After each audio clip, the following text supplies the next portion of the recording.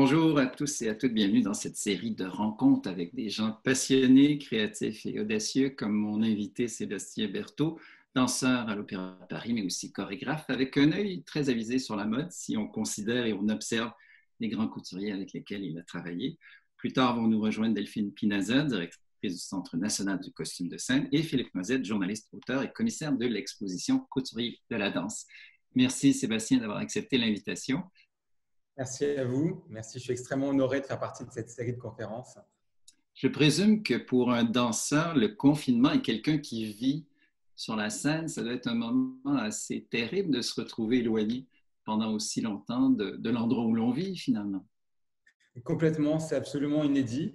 Par exemple, moi, je suis rentré il y a déjà 20 ans au Ballet de l'Opéra de Paris en 2000 et c'est la première fois depuis 20 ans, depuis ma carrière professionnelle, que je suis arrêté aussi longtemps de danser. C'est un moment assez inédit. Le corps répond différemment. Notre rapport au temps, notre rapport à l'exercice est complètement déformé, défait. On n'a pas vraiment de perspective de reprise très claire parce que c'est quelque chose qui se fait chaque jour. Il y a des nouveautés, aussi de nouvelles informations. C'est un moment compliqué, mais en même temps, je crois que c'est aussi un moment où on peut vraiment vérifier l'incroyable capacité d'autodiscipline qu'ont les danseurs. On voit énormément sur les réseaux sociaux des danseurs pratiquer à la maison, des bars, des exercices. Il y a vraiment un mouvement comme ça sociétal de la part des danseurs qui est très beau à voir, je trouve. Nous aussi, on a envie de partager un peu différemment aussi, en montrant aussi l'envers du décor, ce que c'est que notre pratique. Alors, je suis persuadé que ça va déboucher sur peut-être une nouvelle manière aussi de considérer cette discipline de la danse, dont on voit souvent que le plus bel aspect au moment de la scène. Oui, on a vu une grande générosité de tous les danseurs à travers le monde avec ces ateliers sur Internet. Ça a été assez formidable. Je ne pouvais pas résister à mettre cette belle maison de l'Opéra de Paris, ce lieu incroyable où vous êtes arrivé il y a 20 ans, comme le festival cette année qui a 20 ans également, donc coïncidence intéressante. Quel sentiment a-t-on quand on arrive dans ce lieu? Est-ce qu'on reste toujours aussi émerveillé? Oui, mais je m'en étonne moi-même en fait, parce que c'est vrai qu'il n'y a pas un jour où en allant à l'opéra, en allant travailler, si on peut considérer que c'est un travail, où je ne m'émerveille pas sur une partie du bâtiment. C'est un bâtiment qui est absolument magique. Et en toute honnêteté, je crois qu'enfant, ce qui m'a aussi donné envie de faire de la danse, c'était le désir de connaître l'Opéra Garnier, le désir d'y entrer et peut-être d'y passer un moment de ma vie. Vraiment, ça a été un coup de foudre absolument incroyable. Il y a des détails inouïs qu'on n'arrête pas de découvrir. Par exemple, là, je vois le grand escalier en marbre. Et si vous avez l'occasion d'y aller, d'un côté, il y a une petite salamandre en bronze cachée. Voilà, j'ai regardé dans tout le bâtiment, on voit nulle part ailleurs ce type de salamandre. Et je crois que c'est un peu un clin d'œil de Charles Garnier. Et l'Opéra de Paris, on est truffé. Sur les toits, il y a des têtes de lion dans des endroits que personne ne peut voir. Et ça montre, je crois, vraiment l'ambition, le souci du détail que renferme ce bâtiment incroyable. Ce lieu et cet escalier célèbre et cette salle avec ce plafond de Chagall et ce rideau flamme. Est-ce que vous vous rappelez de l'émotion, la première fois que vous avez foulé cette scène incroyable? Oui, c'était pour les démonstrations à l'école de danse en tant que petit rat de l'opéra.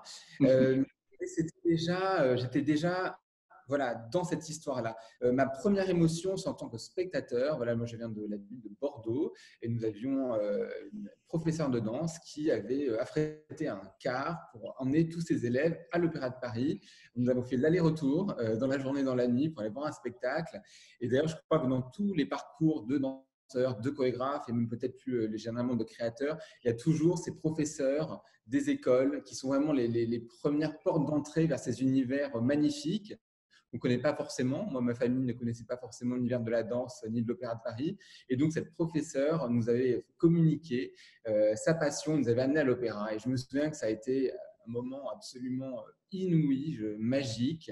J'avais été voir la Bayadère, voilà, et je me souviens que c'est un ballet qui est assez long, et je me disais que c'était beaucoup trop court et que je restais encore des heures et des heures dans ce palais pour découvrir voilà, toutes ces merveilles. Est-ce que pour un danseur ou quelqu'un qui aspire à ce métier, travailler pour le Ballet de l'Opéra de Paris, c'est un accomplissement, presque une épiphanie ou une apothéose? Oui, c'est absolument. Après, c'est même plus que ça. Après, c'est vraiment une passion. C'est-à-dire que quand on fait l'école de danse, chaque jour, chaque journée, on travaille, même depuis tout jeune, dans l'objectif de rentrer à l'Opéra de Paris. Je crois qu'il y a vraiment il y a une dimension de passion qui est difficilement peut-être compréhensible, même pour les très jeunes enfants. On adore l'opéra, on a les photos de tous les danseurs de notre chambre, on connaît tout le répertoire, on parle que de danse. Dès qu'on sort de classe, on fait des pirouettes dans les couloirs et on pense qu'à l'opéra. Moi, ça a été mon cas. C'est le cas de tous mes autres collègues. Et forcément, tout le monde n'arrive pas à rentrer dans cette maison. Donc, c'est aussi, oui, c'est pas une question de vie ou de mort, mais c'est quelque chose qui est en permanence en nous. Et quand on arrive à rentrer à ce moment-là dans cette compagnie, c'est effectivement un sentiment incroyable. Et en même temps, on a très vite conscience de la difficulté que ça va être, de tout ce que ça va demander. Et au chaque jour et chaque année et tout au long de cette carrière, puisque tous les moments de la carrière a un challenge différent à assumer. Une maison, il faut souligner, en 2019, qui soulignait ses 350 ans. Ça montre l'importance et le mythe que représente l'Opéra de Paris. Vous avez travaillé sur les plus grands ballets classiques, Lac des Cygnes, Belle au bois dormant, La Bayadère, et on pourrait en nommer plusieurs. Mais aussi, et je voulais parler de cet aspect formidable, c'est de travailler avec des créateurs contemporains. Donc, Pina Bausch, Wayne McGregor, d'ailleurs, Tree of Codes, que j'ai vu l'an dernier, qui est sublime. J'ai eu cette chance. Également, William Forsythe, qui était très important pour vous. Je présume que travailler avec des créateurs vivants, ça doit être assez exceptionnel. Complètement, mais c'est vraiment, je crois, tout le prestige de cette grande maison qui est à la fois détentrice d'un répertoire, d'un patrimoine immatériel, que sont tous ces grands ballets classiques, et en même temps qui est complètement tournée vers la modernité, avec chaque saison des nouveaux chorégraphes qui viennent enrichir le répertoire. Et c'est vrai que ce qui est mon cas quand on a depuis un certain nombre d'années, on se rend compte vraiment de ce carrefour en fait, des arts et des créateurs qu'est cette scène de l'Opéra Garnier. Et à chaque fois, c'est une autre histoire. On rencontre un chorégraphe, mais pas seulement, c'est aussi ses assistants, ses décorateurs, ses costumiers, et c'est à chaque fois des portes ouvertes et des nouvelles aventures qui nous permettent aussi, nous, de nous réinventer en tant que danseurs. Et ça, c'est un vrai challenge aussi. Les chorégraphes avec qui je travaille ces dernières années ne sont pas ceux avec qui j'ai travaillé il y a 10 ans ou il y a 15 ans. C'est vraiment des qualités très différentes qui sont demandées. Ça, c'est une manière de se réinventer aussi, même si notre socle quotidien est le cours de danse classique. Mais ce qu'on fait l'après-midi dans le cadre des répétitions, il y a un monde et c'est l'évolution de la société en fait. Vous avez travaillé avec une chorégraphe canadienne, d'ailleurs, Crystal Pite. Incroyable, incroyable expérience. J'ai eu la chance 2 fois de travailler avec elle et c'est vraiment, c'est inouï. Elle nous emmène dans son univers.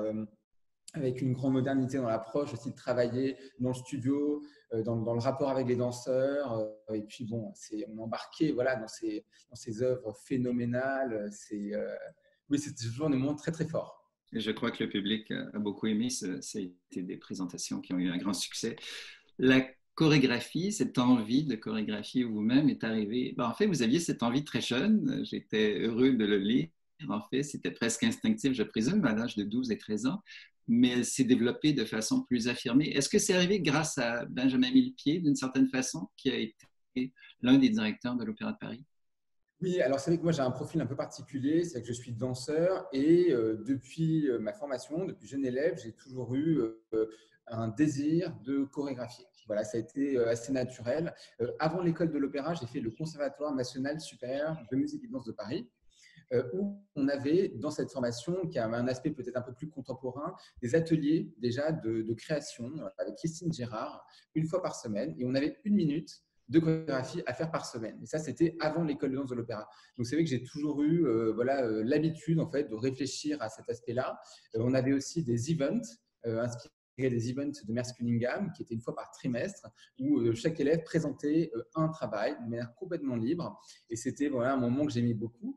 Alors après, quand je suis rentré à l'école de l'opéra, j'ai dû vraiment me perfectionner à cette tradition, à ce classicisme impeccable académique. Donc, j'avais mis de côté ce versant comme ça de la chorégraphie. Après, j'ai eu donc la chance d'intégrer en 2000 l'opéra. Et je crois que c'était en 2003, il y a eu une soirée de danseurs chorégraphes et donc ouvert à tous les danseurs qui avaient envie de proposer quelque chose. C'était à l'amphithéâtre de l'Opéra Bastille, une petite scène qui est dans l'Opéra Bastille. Et j'ai présenté ma première pièce qui s'appelait Explicit Artifice pour Marie-Agnès Gillot, qui n'était pas dans danseuse étoile à l'époque, avec qui on discutait beaucoup, qui avait aussi une envie voilà, de s'intéresser aux artistes. Et c'était vraiment un dialogue intéressant. Et j'ai fait mon premier solo avec elle. Donc voilà, et ça a eu un très beau retour. Et j'ai pris goût voilà, à cet acte, en fait, qui va un peu plus au-delà de celui d'interpréter. Et à chaque fois qu'il y a eu des soirées dans son chorégraphe, j'ai proposé des pièces. Voilà, et les années ont filé comme ça jusqu'à l'arrivée effectivement de la création de cette académie chorégraphique donc de l'opéra pour laquelle j'ai été choisi effectivement par Benjamin Millepied pour partie des 4 donc lauréats et chanceux à pouvoir suivre l'enseignement de William Forsythe pendant 1 an. Et cette résidence de création a débouché sur une commande pour la compagnie sur la grande scène avec tous les danseurs. Et ça a été un moment incroyable et c'est ce que j'ai fait pour le ballet Renaissance. Voilà. Donc, arrive cette première commande de l'Opéra de Paris. Donc, j'imagine assez formidable d'avoir cette commande. Je voulais mettre également la photo du lieu où vous devez passer beaucoup d'heures, qui est cette salle de répétition sur le toit de l'Opéra de Paris, et salle qui a été installée qui est une demande de Nureyev qui a dirigé l'opéra. Et donc, le ballet Renaissance en 2016, qui sera été présenté en 2017, et c'est à ce moment-là qu'on s'est rencontrés la première fois, ça avait attiré mon attention parce qu'il y a déjà la création, il y a le ballet, et il y a une rencontre aussi parce qu'éventuellement arrive l'idée d'avoir des costumes qui poursuivent un peu une tradition qui est à l'Opéra de Paris de travailler avec les plus grands couturiers, donc Olivier Rousteing de la Maison Balmain. Oui, tout à fait. En fait, c'est dans le cadre de cette année en fait, de résidence à l'Opéra qui est en parallèle de mon activité de danseur, donc sur mon temps libre.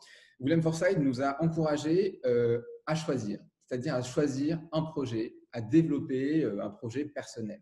Et c'est vrai que j'ai beaucoup réfléchi, j'ai pris plusieurs mois de réfléchir voilà, sur pourquoi j'aimais l'opéra, qu'est-ce que j'aimais à l'opéra, qu'est-ce que je pouvais proposer moi en tant que nouveau chorégraphe pour cette compagnie, pour ce lieu, pour cette scène. Et très vite, en faisant comme une sorte d'examen de conscience, j'ai réalisé que c'était pas seulement le mouvement, c'était aussi tout ce qu'il y avait autour, c'est-à-dire le service par exemple de la couture qui est un lieu absolument incroyable, hors du temps, avec tous ces spécialistes, ces artisans qui font des tutus, des chapeaux, enfin, c'est vraiment quelque chose à voir et c'est vraiment un lieu que j'aime beaucoup. Et à chaque fois, j'ai eu beaucoup de plaisir aussi à voir les créateurs collaborer à l'opéra. C'était à chaque fois aussi une porte ouverte vers un autre univers, parce que c'est vrai qu'en tant que danseur, on est dédié à cet art, c'est comme les sportifs de haut niveau. Et à chaque fois, entrevoir les univers des créateurs fait comprendre différemment un peu le monde. Je me souviens de Christian Lacroix pour Ballet La Source, par exemple, dans lequel j'ai dansé. J'avais adoré le voir, j'adorais les dessins aussi des créateurs. Je me souviens aussi de Marc Jacobs, quand il avait fait la première pièce de Benjamin Millepied. Voilà, il y avait, voilà, c'était des grands moments comme ça, avec beaucoup d'admiration aussi en tant que danseur. Et quand ça a été à mon tour voilà, d'avoir cette chance de créer, je me suis dit, mais pourquoi ne pas essayer de continuer cette grande tradition de collaboration qui existe entre la danse et la mode des ballets russes à nos jours. Et pour ça, j'ai fait appel donc, à Olivier Rousteing, le créateur de la Maison Balmain, parce que pour moi, il représentait vraiment la nouvelle génération et quelqu'un qui était vraiment à même de pouvoir apporter une nouvelle image à l'esthétique du ballet. Comment travaille-t-on avec un couturier qui est établi, qui est jeune, qui a sa vision, sa façon de voir les choses? Comment l'approche-t-on et surtout comment développe-t-on une histoire avec lui? Alors après, j'ai envie de dire, avec les grands couturiers comme avec les grands chorégraphes et les grands artistes, je trouve que c'est toujours plus facile de travailler parce qu'ils sont extrêmement pertinents, rapides, créatifs et c'est un bonheur, on apprend. Et je crois que la meilleure façon de travailler avec eux, c'est en leur laissant de la liberté, en leur laissant leur place, en fait, complètement. C'est-à-dire que moi, j'ai proposé ce projet, j'ai ouvert donc cet espace de création. Et après, j'étais absolument en demande aussi de voir comment eux allaient, comment Olivier et son équipe allaient s'approprier en fait cette proposition. Et effectivement, quand les premiers dessins sont arrivés, quand les premières échantillons sont arrivés, voilà, j'étais bluffé, j'étais très heureux de voir voilà, une manière dépasse en fait notre propre imaginaire. Mais c'est ça qui est intéressant aussi, je trouve, c'est ce dialogue-là. C'est comment l'autre va rebondir et apporter finalement sa vision à un travail personnel. Et ça veut dire aussi qu'il faut accepter de laisser aller ce projet et de ne pas forcément voir le bout du chemin en le commençant. On voit d'ailleurs un très beau croquis qu'il a fait. La première chose que vous avez vue, je présume, c'était les croquis. Et quand les premiers costumes sont arrivés, j'imagine que c'était l'éblouissement aussi. Oui, complètement. Et puis en plus, il y a eu quelques étapes entre, c'est-à-dire que j'ai vu l'arrivée. Parce qu'en fait, c'était un dialogue entre les ateliers de l'Opéra de Paris et la Maison Balmain. La Maison Balmain envoyait donc des morceaux de tissus ouvragés. Ils étaient assemblés sur mesure par les ateliers de l'Opéra de Paris. Donc c'est vrai que j'étais là, je venais le matin pour voir les coffrets qui arrivaient et j'ai assisté donc à l'ouverture du premier coffret où j'ai vu ce motif comme ça. Et c'est des moments absolument bouleversants. Évidemment, quand on voit aussi voilà, ce que c'était qu'un rêve qui commence à prendre forme, parce que c'est des mois et des mois quand même d'échanges, de mails, d'idées échangées, de choses comme ça, les croquis, mais c'est vraiment, on marche un peu dans le noir au début comme ça. Et quand ça commence à prendre forme, il y a une grande émotion à chaque fois. Et cette émotion, elle culmine voilà, au moment de la scène, quand les costumes vont être sublimés par l'interprétation des danseurs. Comme là, je vois cette photo magnifique de Dorothée Gilbert et Hugo Marchand avec le foyer mythique donc, de l'Opéra de Paris. C'était des moments incroyables, vraiment. Et vraiment, cette pièce, Renaissance, c'est un hommage à l'Opéra de Paris, aux 350 ans de son histoire. Et c'est pour ça que j'avais utilisé comme décor le foyer de la danse donc de l'Opéra, qui est à l'arrière-scène, qui est un peu l'image iconique en fait, du ballet de l'Opéra, avec ce grand défilé de Serge Liffard. L'idée, c'était de faire un peu un pont dans le temps entre Versailles, et l'Opéra Garnier, et finalement cette tradition de virtuosité visuelle qui existe dans ce style à la française, et comment il pouvait être réinterprété aujourd'hui. On va justement regarder, j'ai écrit la vision du réalisateur James Bort parce qu'il a amené les danseurs dans différents lieux de l'Opéra de Paris. Ça nous permet donc à la fois de découvrir les lieux et de découvrir les fabuleux costumes de la Maison Balmain.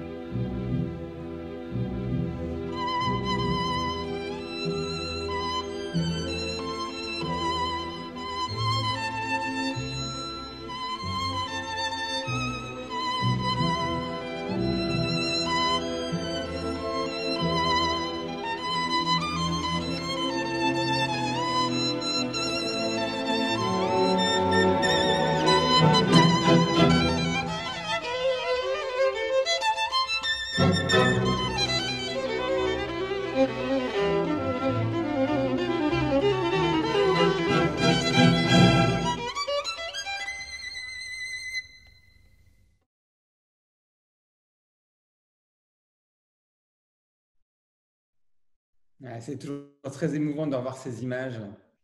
Et justement aussi, quelque chose que je voudrais rajouter, c'est que oui, c'était un spectacle, mais c'est vrai que nous, la compagnie de l'Opéra, on est une compagnie. C'est-à-dire qu'on a fait l'école ensemble, on travaille sur un long moment ensemble. Il y a vraiment un effet de troupe, en fait. Avec les danseurs que vous voyez, Dorothée Gilbert, Rodrigue Bezard, Amandine Albisson, c'est des gens que je connais depuis déjà 25 ans, avec qui j'étais à l'école. Dorothée et sa famille m'accueillaient le week-end, comme j'étais donc de bord pour faire un internat. Audrey, qu'on était ensemble à l'internat, c'est mon meilleur ami depuis toujours. Amandine aussi. Enfin voilà, on avait vraiment envie. On s'était aussi retrouvés.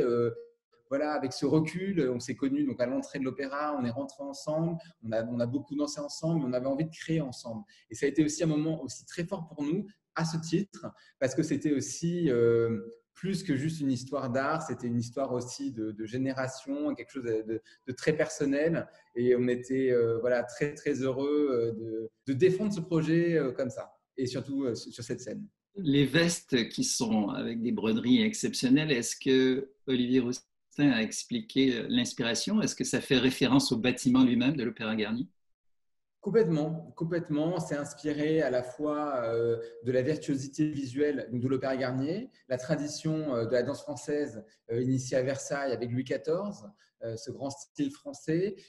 Et en même temps, il y a complètement cette patte qui est complètement moderne, qui est celle d'Olivier Rousteing. Moi, j'avais découvert vraiment son travail quand j'avais vu le Met Gala, où j'avais vu voilà, toutes ces stars américaines avec ce travail très ouvragé, absolument moderne, en même temps qui utilisait toutes les techniques de passementerie traditionnelle française. Et je trouvais vraiment le match très intéressant, justement, quelque chose qui est très moderne, qui peut être presque de la culture pop, qui peut être porté par des stars américaines, par exemple, aux Oscars, et en même temps, qui pouvait peut-être, c'était ma vision, convenir à un ballet d'aujourd'hui, et en même temps classieux et qui respecte finalement les codes de la danse classique.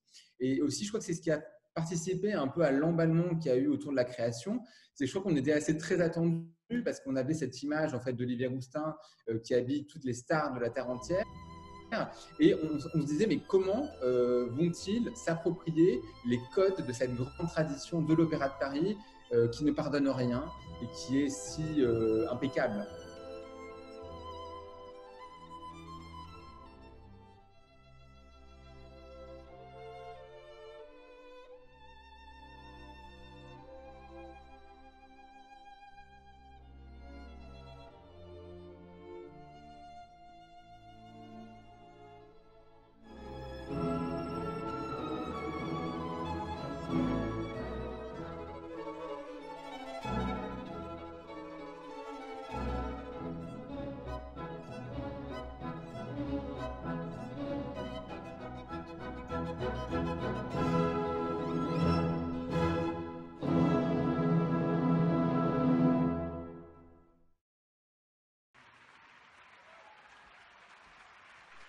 Arrive après plusieurs mois le soir de la première.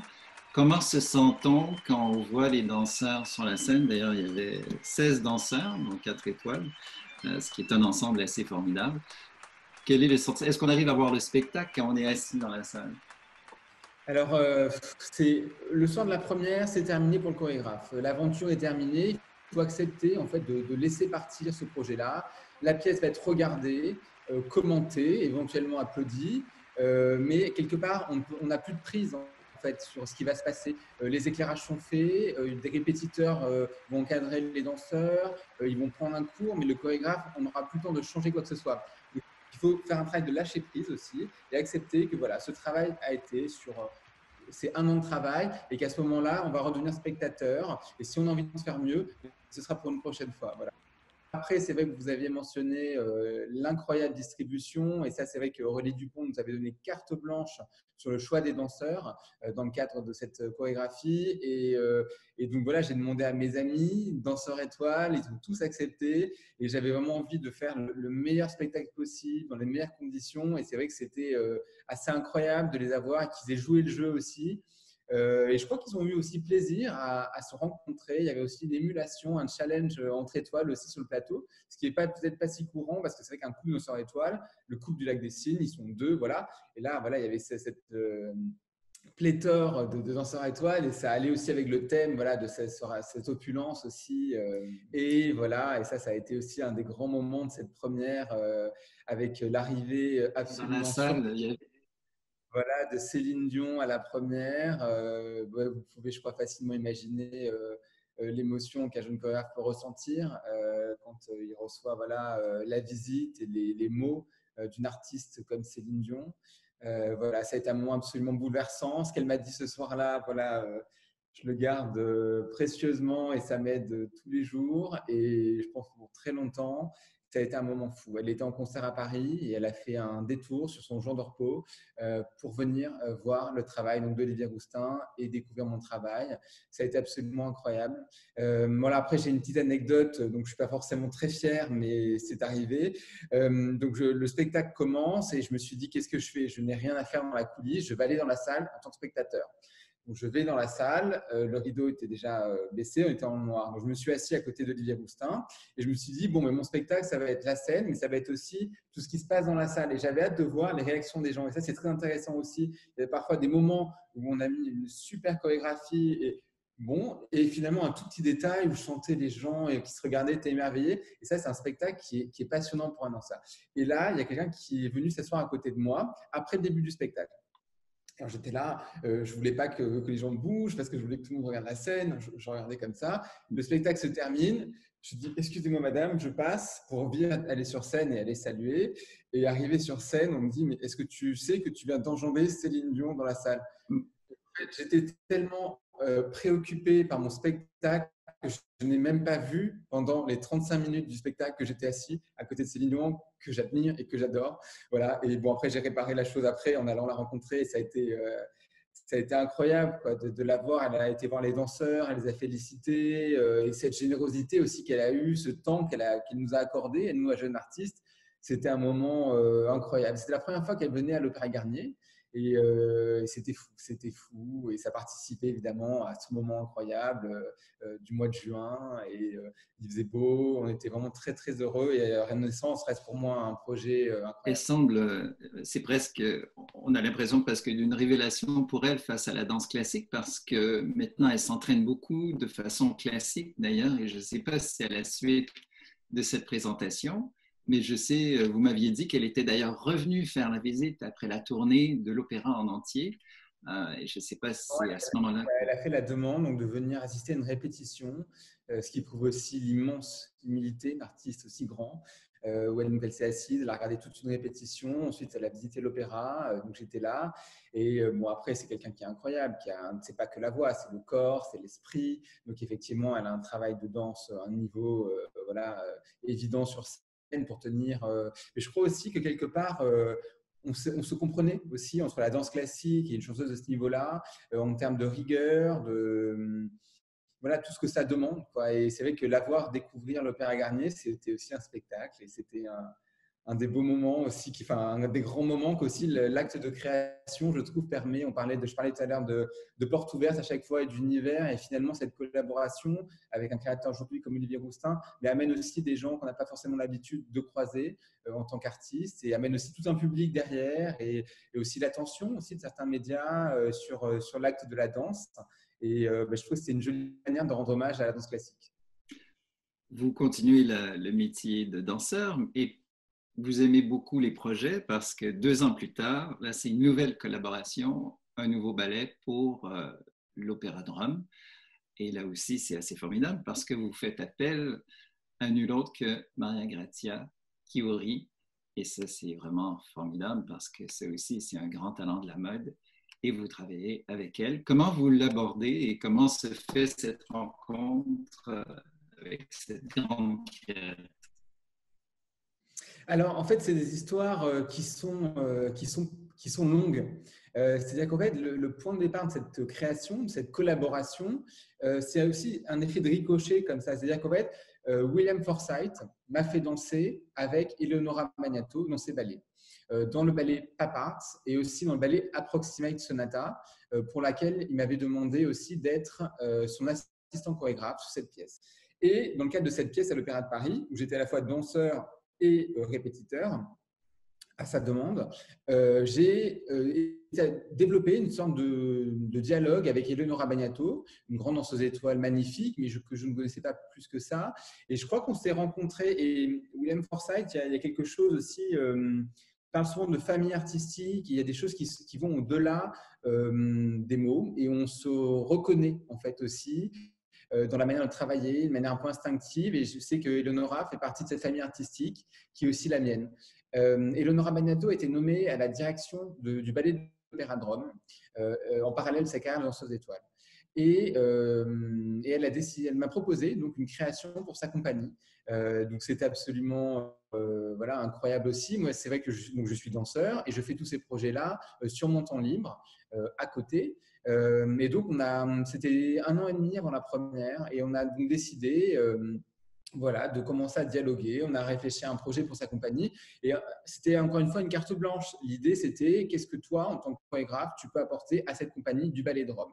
Alors, je suis allé à Rome, j'ai découvert la compagnie, j'ai vu beaucoup de spectacles et je les ai tout de suite aimés, leur énergie, leur caractère aussi. Et donc j'en ai parlé à Aurélie Dupont, donc la directrice de l'Opéra de Paris, qui m'a dit que c'était une très belle opportunité et que si ça ne m'empiétait pas sur le planning de l'opéra, il fallait absolument que je le fasse. Voilà. Donc, on s'est organisé pour que je puisse travailler pendant les vacances d'été, les vacances d'hiver, très en amont. Et c'était aussi très agréable, ça, de pouvoir travailler très en amont un projet. Et donc, ce projet a vu le jour. Alors ensuite, pour répondre à la question d'Eleonora Bagnato, moi, en tant que jeune chorégraphe, j'essaie toujours de donner du sens aussi à mes propositions. Et je me suis dit, voilà, je suis français. Je viens de Paris. C'est une compagnie romaine, italienne. Quel est l'intérêt? Qu'est-ce que je peux leur apporter? Pourquoi me choisir? Et pour moi, donc, le dialogue entre la France et l'Italie, entre Paris et Rome, était vraiment un fil conducteur. Et tout de suite, en cherchant un petit peu autour de moi, en réfléchissant, j'ai tout de suite pensé à Maria Grazia Chiuri, qui est donc romaine et qui est aussi la première femme à diriger des collections de haute couture pour la maison Dior. Alors, j'adorais son travail, effectivement. J'ai pensé à elle. Je me suis dit que ce serait absolument formidable d'avoir sa créativité, sa poésie, en même temps sa grande modernité appliquée à l'esthétique de la danse. Voilà, on en a parlé avec Eleonora. On a tout de suite été effectivement hyper enthousiaste.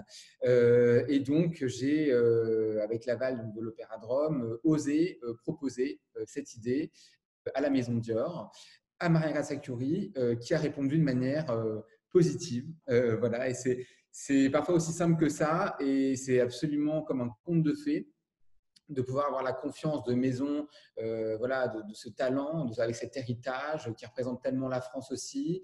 Voilà, et je crois que ça avait du sens aussi, le fait que ce soit une rencontre aussi entre deux femmes, entre Eleonora Magnato, directrice et étoile, Maria Grazia Chiuri, qui a aussi voilà, qui insuffle tout ce sens aussi dans son travail. Et donc voilà, bon, je raccourcis, c'est des mois aussi de travail, d'échanges, de photos, d'impressions. Voilà, on avance comme ça et on arrive sur ce moment de la scène. Alors ça, c'est une photo magnifique de la fin du pas de 2, interprétée par Eleonora Magnato et Friedman Vogel.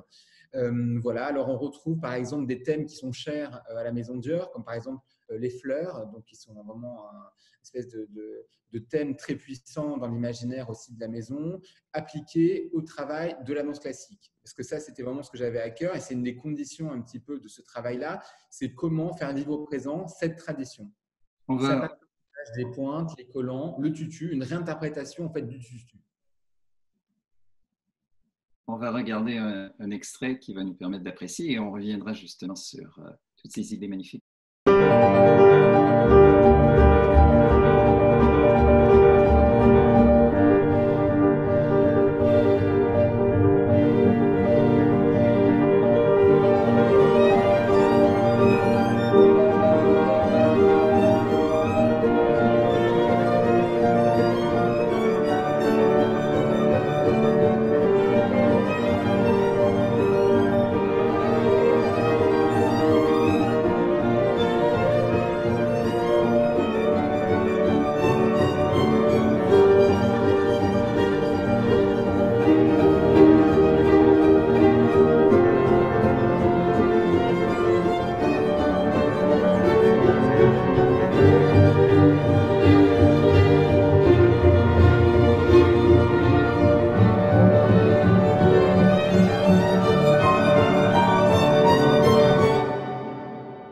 Magnifique, bravo, bravo, vraiment.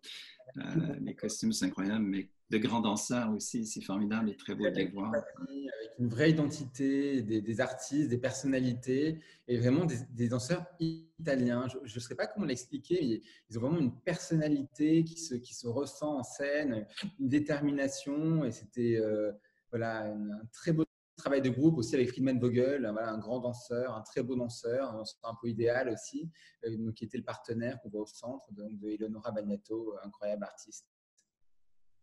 C'est une collaboration que Maria Grazia semble avoir appréciée parce que vous la poursuivez, vous l'avez poursuivie avec un autre projet formidable dans un lieu dont j'ignorais l'existence, je dois le dire, et cette photo démontre, elle parle pour moi, c'est-à-dire à travers les montagnes suisses, un festival de création et de danse. Ça aussi, ça doit être une aventure incroyable.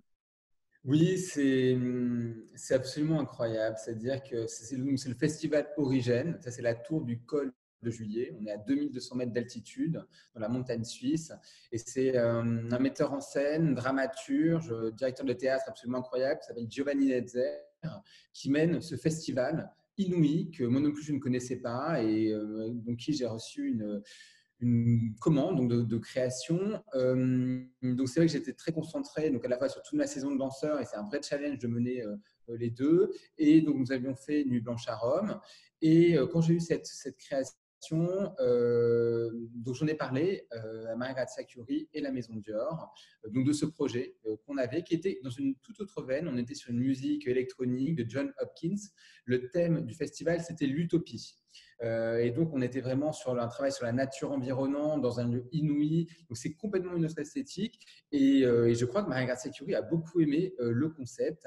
Et si ça s'applique aussi à d'autres créateurs, je crois que c'est aussi des moments de créativité qui leur apportent aussi, voilà, c'est un moment de créativité et de liberté en fait dont les créateurs aiment beaucoup en fait.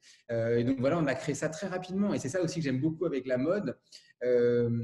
Voilà, c'est pas une critique, mais contrairement avec d'autres formes d'art comme les arts plastiques ou autres, il faut vraiment prendre plusieurs années en avance. Avec la mode, on est dans une grande réactivité. Cette pièce, on l'a imaginée très vite, c'est-à-dire peut-être 3 mois avant, et on a travaillé très vite jusqu'au dernier moment, et c'est absolument inouï d'être dans cette rapidité-là. Et moi, j'adore ça aussi, les danseurs aussi. Donc, elle a fait tout un travail avec donc des motifs peints à la main. Donc, en fait, c'est tout un travail sur les énergies. C'est sur les théories qui ont émergé au début du siècle dernier, sur les champs d'énergie visibles et invisibles. C'est une pièce qui parle de la communauté de Monte Verita, qui est une communauté d'artistes qui s'étaient rassemblés dans la montagne près d'Ascona pour imaginer une société nouvelle, dont effectivement Rudolf von Laban, qui est donc l'inventeur de la manière d'écrire la danse. Voilà, donc c'était aussi un travail sur l'histoire de la danse. Et Laban est aussi un des maîtres de William Forsythe. On en avait beaucoup parlé. Donc j'aimais aussi cette idée comme ça de continuer à tisser ces liens. Et donc c'était tout le rapport avec la nature, avec la danse utopique, l'utopie, danser à 2200 mètres d'altitude, avec tout ce que ça comporte. C'est-à-dire qu'il faut à peu près 30 minutes une fois qu'on est arrivé là-haut pour reprendre ses esprits, parce que l'oxygène n'est pas le même. Avec la musique planante de John Hopkins, sont vraiment décollés. La tour n'a pas de volet. Donc en fait, la lumière joue avec la tombée de la nuit. Donc en plein été, c'est absolument un spectacle magnifique. C'était une expérience hors du commun. Et c'est avec 6 danseurs voilà, sublimes que j'adore, qui sont aussi des compagnons de route, dans tous les ballets que je peux faire dans l'année. On va d'ailleurs en écouter un extrait.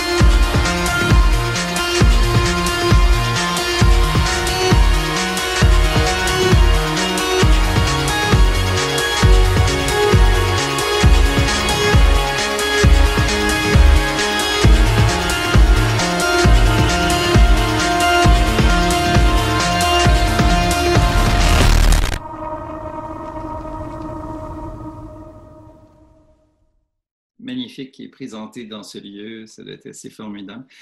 J'imagine que Maria Grazia, il y a presque une amitié, même si elle est très occupée, qui naît avec elle, parce que j'ai vu que vous aviez poursuivi une forme de collaboration.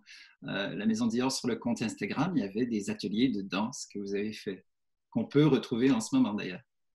Oui, complètement. Après, Maria Grazia Chiuri, c'est une immense créatrice d'aujourd'hui, et je crois que c'est surtout un respect et un dialogue.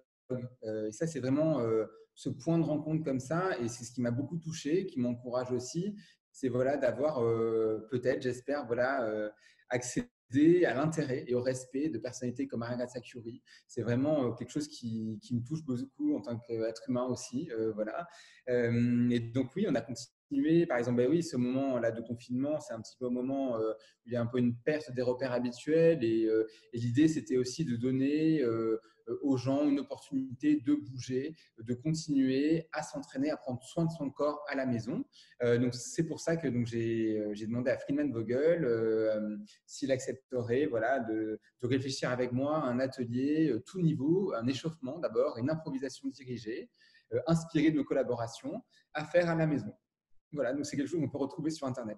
C'est bien, j'irai faire ça après l'entrevue. Actuellement, ces fabuleux costumes se retrouvent Centre national du costume de scène, ce qui nous permet d'inviter, c'est une très belle idée que vous avez eue, de demander à Delphine Pinaza, qui est la directrice du Centre national du costume de scène, qui est situé à Moulins, ainsi que le commissaire de l'exposition Couturier de la danse, qui est également un auteur, Philippe Noisette, qui vont normalement venir nous retrouver pour poursuivre cette discussion. Et j'imagine que ça, en attendant qu'ils se connectent, je les vois arriver peu à peu. Bonjour Philippe Noisette, merci d'avoir Bonjour. accepté l'invitation. Et très bientôt va arriver aussi Delphine Pinaza. Peut-être avec Philippe, on va commencer parce que je trouvais intéressant de voir que vous aviez publié un livre sur les couturiers de la danse en 2003. Est-ce que c'est de ce livre qu'est née l'idée de l'exposition? Un petit peu, effectivement. Et le retour, à l'époque, quand le livre est sorti, le retour du public, des lecteurs, a été plutôt très bon. Mais le livre m'a donné l'idée, l'impulsion, mais m'a surtout donné l'envie de faire une exposition qui ne soit pas, justement, le livre mis en page. On est vraiment parti sur une autre idée, notamment l'idée d'aborder des thèmes et pas simplement des noms de couturiers, de réunir des grands noms, des stylistes, des couturiers, selon des thèmes. Et c'est vraiment la différence entre cette exposition et le livre à l'origine. Ce qui est formidable, c'est que c'est une grande histoire, en fait, cet échange entre les couturiers et entre les chorégraphes. C'est une histoire d'amour, je dirais, une compréhension de deux univers qui se côtoient et qui s'admirent mutuellement. Je crois qu'il y a beaucoup d'admiration. Il y a parfois des petites incompréhensions, parce que comme vous l'imaginez, la danse demande, et Sébastien a dû vous le dire et le redire, la danse demande beaucoup aux danseurs, mais aussi à tout ce qui est autour. Le costume doit résister au choc, à la sueur, au partenariat, j'ai envie de dire. Et donc, par moment, il y a des couturiers qui essayent justement de faire un petit peu selon leurs desiderata, et on voit qu'il y a des vrais empêchements. Je me souviens de Jean-Paul Gaultier qui avait créé une combinaison comme ça, une sorte de combinaison intégrale pour une pièce d'origine Chopino. Et effectivement, les danseurs ne pouvaient pas voir leur partenaire avec la combinaison, donc il avait fallu réajuster tout ce qui était la bouche et les yeux pour permettre aux danseurs d'évoluer. Il ne faut pas oublier qu'un danseur n'est pas un mannequin sur un podium, c'est quelqu'un qui fait énormément de choses sur scène. Il y a des lumières qui réagissent, il y a une température, et puis il y a surtout le mouvement qui parfois provoque quelques petites frictions avec le pur style, la pure couture. Je voulais débuter avec certaines images et celle-ci, elle me touche particulièrement parce que c'est Hervé Léger-Leroux et on a eu le bonheur en 2016 de recevoir Monsieur Léger-Leroux à Montréal dans le cadre du Festival Mode et Design et on avait parlé de ses costumes. Il en gardait un souvenir mémorable et vous ouvrez l'expo avec ces costumes créés par lui. Oui, on ouvre. Je trouve que, puisque l'exposition, ça a pour titre Couturier de la danse, dans ces costumes, il y a à la fois la couture, cette espèce de jus qui semble aérienne et avec l'idée très, très propre, allégée, de montrer le corps, puisque le haut du corps est une espèce de body. Donc, il y a la couture, l'effet couture. Et dès que la jupe se chorégraphe, puisque c'est comme ça que ça se passait sur scène, dans cette chorégraphie de Roland Petit, on avait un costume de danse, donc un costume plus académique qui permettait de bouger. Et je trouve qu'on a réunis en une seule pièce, là on en a deux, heureusement, en plus c'est magnifique, l'effet est magnifique, on a cet esprit couture et cet esprit danse. C'est pour moi l'une des plus belles pièces de cette exposition, et je vois que le public connaît moins Hervé Léger, qui connaît Yves Saint-Laurent, Jean-Paul Gaultier ou Issey Miyake, mais les réactions sont vraiment unanimes.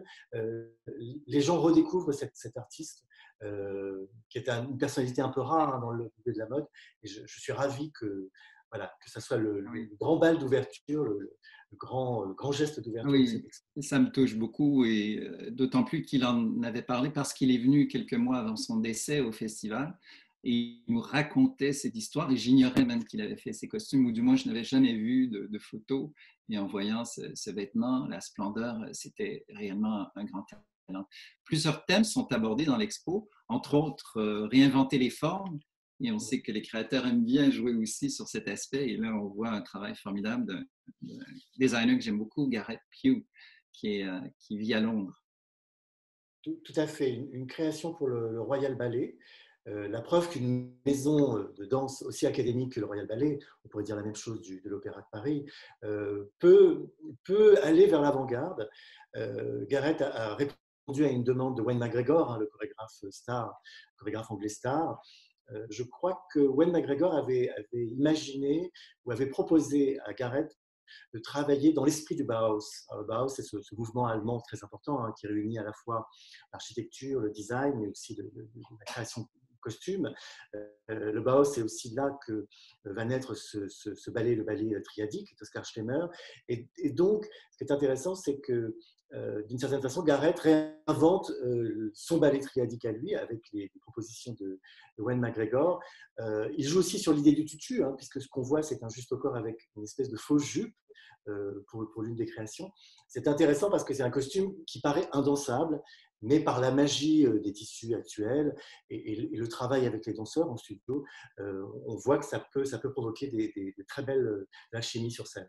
On me dit que Delphine nous entend. Moi, je ne la vois pas à l'écran, mais si elle nous entend, j'aimerais bien discuter avec elle également, qui est la directrice du Centre national. Est-ce que vous m'entendez, Delphine? Absolument. Et je vous vois aussi, mais voilà. Ah, voilà. Vous m'apparaissez merveilleux.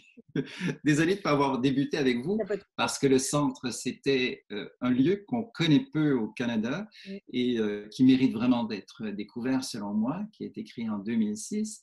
Et c'était la réouverture aujourd'hui. Peut-être nous dire l'ambiance après ce déconfinement, d'enfin réouvrir sur cette exposition. Oui, nous étions très heureux de pouvoir réouvrir aujourd'hui après 2 mois de fermeture, puisque nous avions fermé le dimanche 15 mars. Et puis, c'était un événement pour nous tous, à la fois pour l'équipe, parce que bien sûr, c'est pas forcément facile de faire cette réouverture. On ne sait pas très bien où on en est. Nous sommes quand même dans une région qui n'est pas très touchée. Néanmoins, il faut voir aussi l'attitude de chacun. Mais il me semblait important justement de pouvoir donner des signes d'encouragement, des signes de réouverture. Voilà, l'État français a déconfiné, donc je pense que nous pouvions vraiment ouvrir en toute sécurité. Il a fallu adapter les espaces avec un certain nombre de dispositifs, un fléchage au sol pour que les visiteurs ne se croisent pas. Le CNCS occupe un très, très joli bâtiment historique du XVIIIe siècle, qui est vraiment assez vaste et qui n'a pas été trop difficile à adapter par rapport justement aux mesures barrières qui ont été demandées. Le lieu est exceptionnel, mais aussi des réserves exceptionnelles, 10 000 costumes et une collection permanente du travail de Noriel, de ces costumes, de dessins, d'archives qui sont présentés en permanence aussi. Absolument. Vous-même qui êtes spécialiste de mode, vous devez savoir que pour tout ce qui est conservation, valorisation des costumes, il y a une problématique tout spécifique, c'est que les costumes ne peuvent pas être présentés de façon permanente comme le sont la plupart des autres objets dans les musées, que ce soit des sculptures ou des tableaux. Ils ont une certaine fragilité du fait des textiles qui les composent et donc ne peuvent être présentés que de manière temporaire. Donc, on fonctionne sur ce principe d'exposition temporaire qu'on essaye de faire de manière permanente. Habituellement, nous sommes à 2 expositions par an qui sont présentées 5 mois. Donc, Couturier la danse devait s'arrêter le 3 mai, mais nous sommes très heureux qu'elle ne s'arrête pas et qu'elle se prolonge jusqu'au 1er novembre. Et puis donc, le bâtiment, si vous voulez, effectivement, juste à côté du bâtiment historique 18e, nous avons un bâtiment de réserve qui a été construit par Jean-Michel Villemotte. L'ensemble du bâtiment a été rénové, réhabilité par cet architecte français qui conserve justement 10 000 costumes de spectacles vivants. Donc des costumes d'opéra, de danse, de théâtre, de cirque aussi, de tout ce qui peut justement être, non pas de la scène, mais vraiment, non pas de la mode, je veux dire, et de la couture, mais plutôt justement du spectacle vivant. C'est vraiment un lieu à découvrir. Ça semble assez exceptionnel. Philippe, je reviens vers vous. Oui. Vous qui écrivez beaucoup sur l'art vivant, la scène, vous êtes toujours surpris ou souvent surpris par cette créativité ou cette relation entre les gens de la mode et du spectacle? Oui, je pense vraiment que la couture et la danse ont beaucoup en commun, beaucoup de dialogues fructueux, peut-être plus qu'avec d'autres disciplines, comme par exemple le théâtre, qui va moins vers la mode, la culture, le stylisme. Ce qui est intéressant, peut-être pour faire une parenthèse presque franco-française, excusez-moi, mais on a eu un mouvement de danse dans les années 80, une nouvelle vague de danse contemporaine en France. Après, vous avez eu une nouvelle vague au Canada, hein, avec des artistes comme Marie Chouinard, Edouard Locke. Et elle correspondait, cette nouvelle vague de danse en France, à aussi l'explosion du prêt-à-porter de Jean-Paul Gaultier, de Thierry Mugler, hein, qui était exposé il y a quelques mois à Montréal, de Anne-Marie Beretta, de Cassel-Bajac. Donc il y a vraiment une espèce de dialogue, comme un fil qui se noue, qui parfois se dénoue entre la mode et la danse. Et c'est intéressant parce que l'exposition permet de montrer ce dialogue qui n'est pas que français. Hein. On a beaucoup de créations qui viennent d'autres pays. Mais la France a joué un rôle dans les années 90 parce que peut-être on était un petit peu endormi en France juste avant. La danse était un peu néoclassique, la mode c'était un peu un creux de vague comme ça. Et il a fallu l'explosion des années 90 pour retrouver cet élan partagé pour la danse comme pour la couture. Vous soulignez d'ailleurs dans ce thème abordé pas si classique, et c'est là aussi comment les créateurs ont réinterprété soit le tutu ou le vêtement que l'on connaît. Et là, c'est une création de Karl Lagerfeld qui aimait beaucoup la danse. Oui, tout à fait. C'était un amoureux du spectacle, de la danse, très proche des ballets de Monte-Carlo. Là, c'est une création pour le Ballet de l'Opéra de Paris, avec un hommage au Wiener Werktag, qui est un style viennois très pur, noir et blanc. Ce qui est intéressant, c'est qu'il y a à la fois une espèce de haut comme un corset qui serait dissimulé dans le modèle, et puis un tutu, presque un tutu long. Il y a vraiment voilà, tout l'art de Karl Lagerfeld dans une seule pièce. C'est vraiment une très belle façon de lui rendre hommage. Hein. Quand on a commencé l'exposition, Karl Lagerfeld était parmi nous. Et puis, en cours d'exposition, préparation d'exposition, on a appris sa disparition. Et c'est vrai qu'il fallait qu'il soit présent. Il aurait été présent de toute façon, mais on a trouvé que c'était une façon aussi de rajouter un hommage à ce créateur qui est si particulier. En fait. Très belle idée, c'est aussi. J'ai eu la chance d'être. Le spectacle était présenté pendant la période de la haute couture, juste avant. Et étonnamment, malgré on sait que la période de la haute couture demande beaucoup de la part des créateurs, Karl Lagerfeld était venu assister à une des présentations et était venu saluer les danseurs après, et avait posé des questions sur les costumes. Il s'assurait que tout était parfait pour la première et ça montrait son grand professionnalisme et son souci du détail inouï, malgré un horaire hyper chargé. C'est d'ailleurs, Sébastien me l'a dit, on en a parlé, on est tous surpris de la disponibilité des créateurs de mode, qui sont des gens avec des agendas incroyables, il faut faire plusieurs collections par an, on n'a parfois pas le temps, et pourtant ils sont là, ils ne délèguent pas à des assistants, ils dessinent vraiment, ils créent vraiment. Il y a une très belle anecdote que j'ai retrouvée, c'était Versace, qui a travaillé longtemps avec Maurice Béjart, et Versace, alors même qu'il était sur il trouvait le temps de venir une semaine avant sa création. Il installait son petit studio de création pour finir les costumes et il était présent alors qu'il aurait simplement pu envoyer un énième assistant ou une assistante.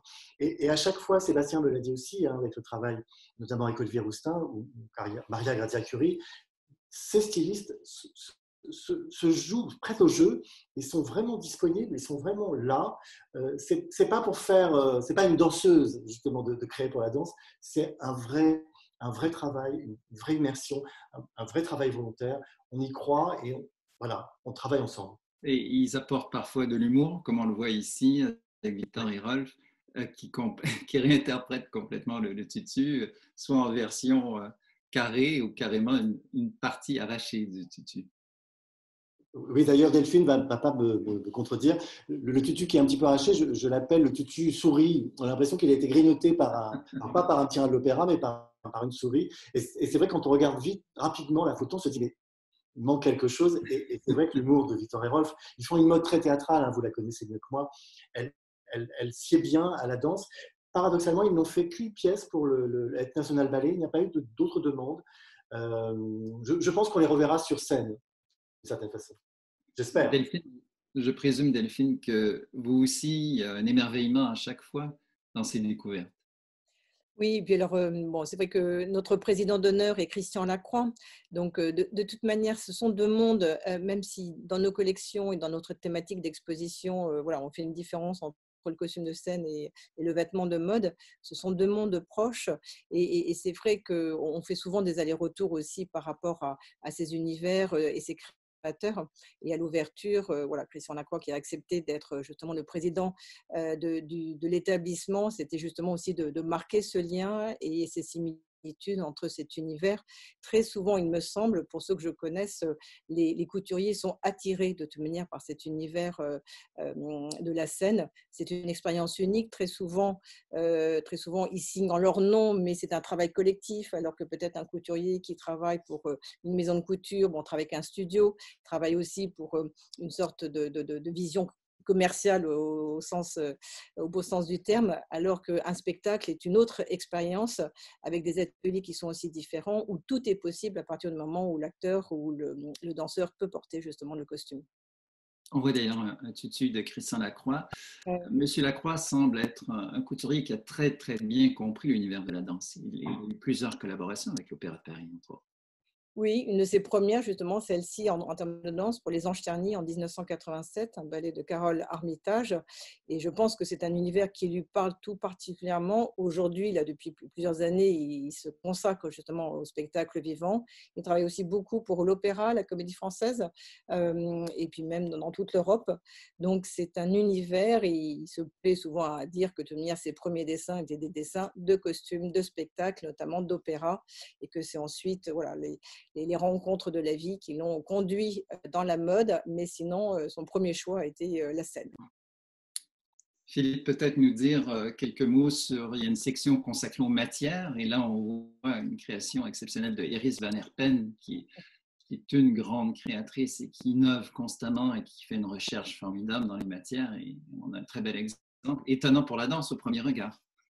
Oui, alors je vais être franc. En fait, c'est une création pour un opéra, mais qui est chorégraphié par Sidi Larbi Cherkaoui et Damien Jallet, avec une mise en scène, enfin une mise en espace de Marina Abramovic. Donc ça, c'est un costume. Voilà, c'est Péléas et Mélisande, donc c'est Mélisande. Effectivement, ces chaussures ne sont pas praticables. Hein. On peut marcher, c'est tout. Mais c'est vrai que vous avez vu tout à l'heure, vous avez montré un tutu qui était rond avec une espèce de base comme ça. Voilà, celui-ci, d'Iris Van Herpen aussi, alors cette fois-ci pour le Ballet de l'Opéra de Paris, une pièce de Benjamin Milquet. Ce qui est intéressant, vous le savez, Iris travaille avec les découpes 3D, avec les découpes laser.